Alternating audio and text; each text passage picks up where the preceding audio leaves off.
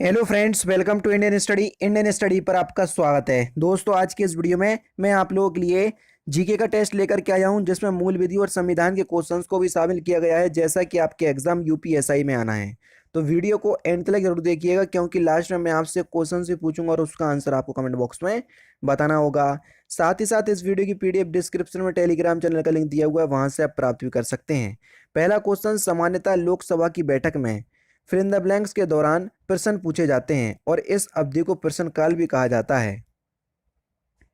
तो सामान्यतः लोकसभा की बैठक में पहले घंटे के दौरान प्रश्न पूछे जाते हैं और इसको ही हम क्या कहते हैं, प्रश्न काल।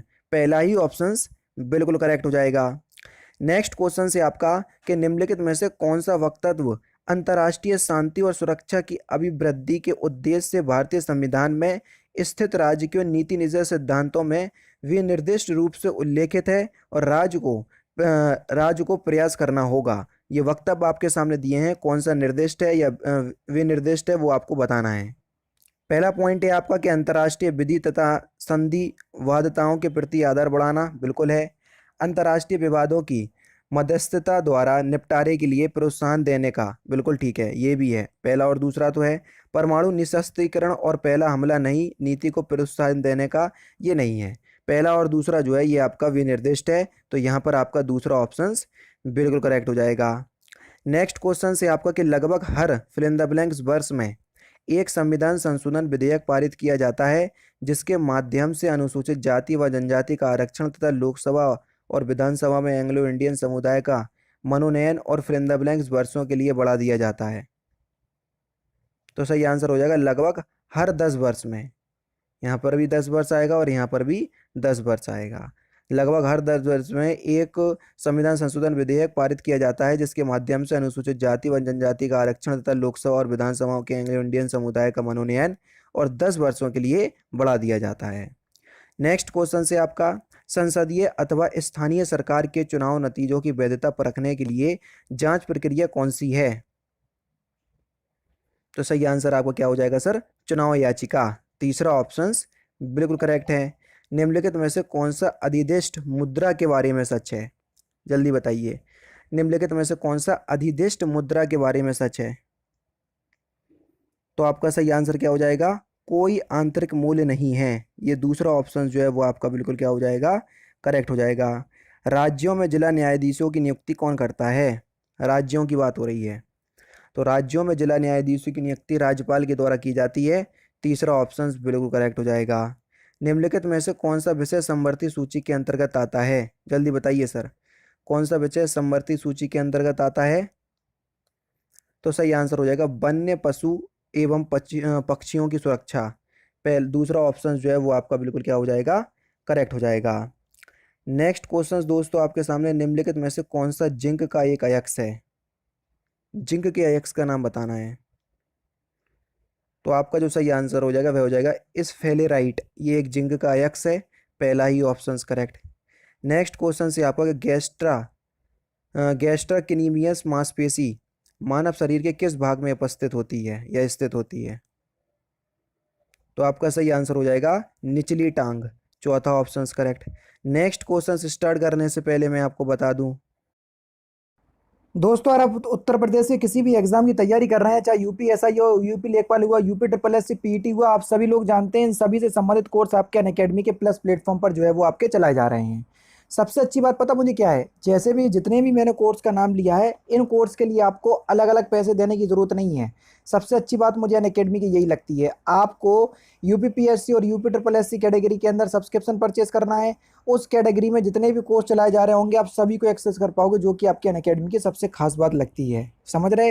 ये देख लीजिए 6 अक्टूबर यानी कि आज से ये यूपीपीएससी 2022 को टारगेट मान करके अगर आप तैयारी कर रहे हो तो 1 साल का ये, जिसमें प्रीलिम्स और मेंस दोनों की तैयारी आप पूरी अच्छी तरीके से कर सकते हैं, ये वाला बैच आपका स्टार्ट हो रहा है, जिसमें अलग अलग सब्जेक्ट अलग अलग एजुकेटर्स के द्वारा पढ़ाए जाएंगे। सारा कुछ आपको दिख रहा होगा। डिस्क्रिप्शन में लिंक दिया हुआ है, अगर आप परचेस करना चाहते हैं तो दिए गए लिंक से परचेस करो। और रेफरर कोड, जब आपसे रेफरर कोड मांगे ना, तो रेफरर कोड की जगह अपने चैनल का नाम इंडियन स्टडी अप्लाई कीजिएगा, तो आपको इंस्टेंट 10% का डिस्काउंट भी प्राप्त हो जाएगा। ठीक है, अब देख लेते हैं नेक्स्ट क्वेश्चन। आपके सामने 30 नवंबर 2017 को भारत के मंत्रिमंडल सचिव कौन थे? 2017 की बात हो रही, क्योंकि ये जो पेपर है या ये जो क्वेश्चंस पेपर है जो 2017 में जो यूपीएसआई का एग्जाम हुआ था तभी का पेपर है, क्योंकि किसी बच्चे ने बोला तो सारे जो प्रीवियस ईयर के क्वेश्चंस पेपर है वो मैं सॉल्व करवा रहा हूँ। तो उस समय की बात है आपके प्रदीप कुमार सिन्हा, हालांकि पूछा नहीं जाएगा लेकिन मैंने बता दिया फिर भी। निम्नलिखित में से किस राजनेता ने भूदान आंदोलन में सक्रिय भूमिका निभाई? पता होगा, बहुत सिंपल क्वेश्चन है।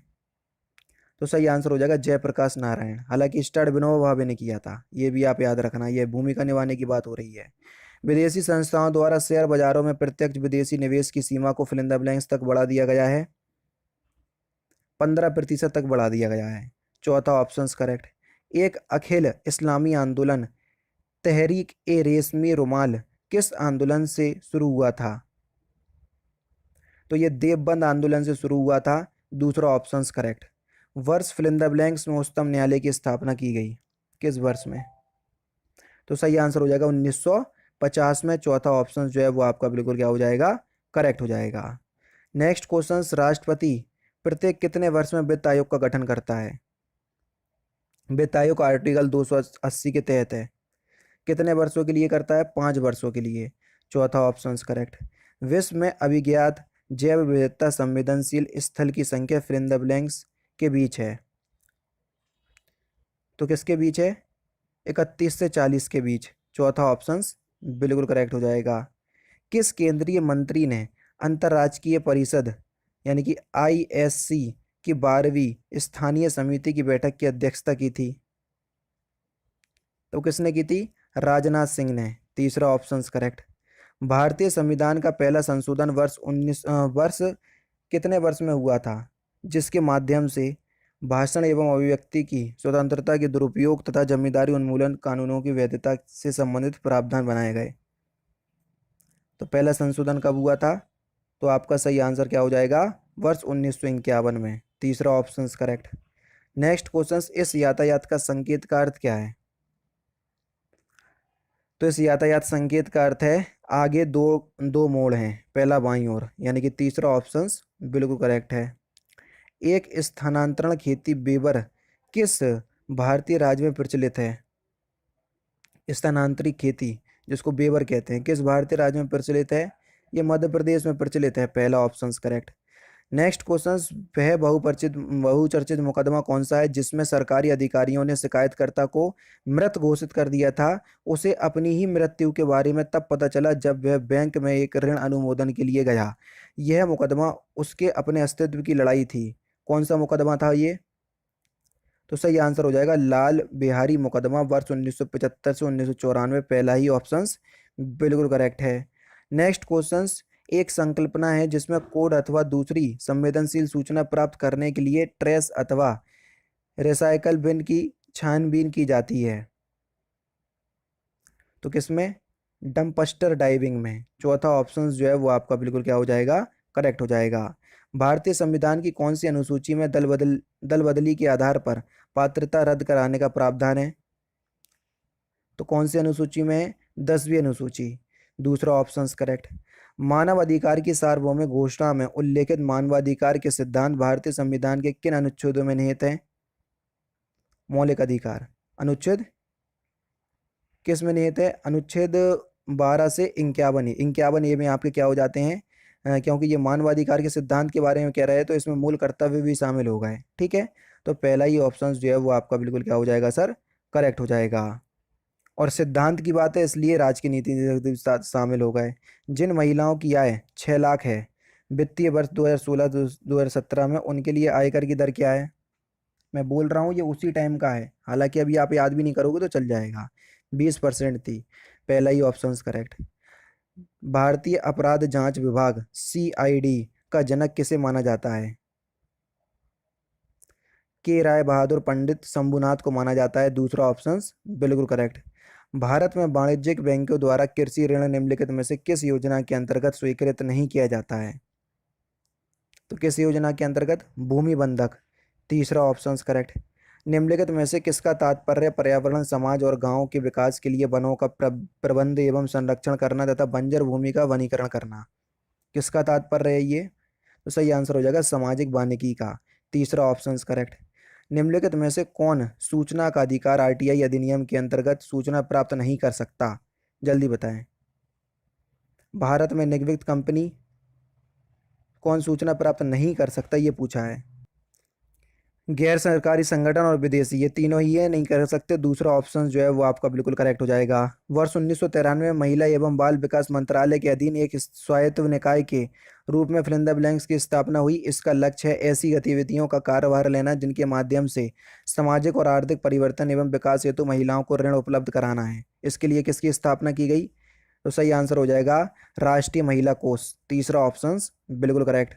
भारतीय दंड संहिता की धारा 405 से 409 किस विषय से संबंधित है? तो किस विषय से संबंधित है? तो आपका सही आंसर हो जाएगा आपराधिक विश्वास भंग। पहला ऑप्शन करेक्ट।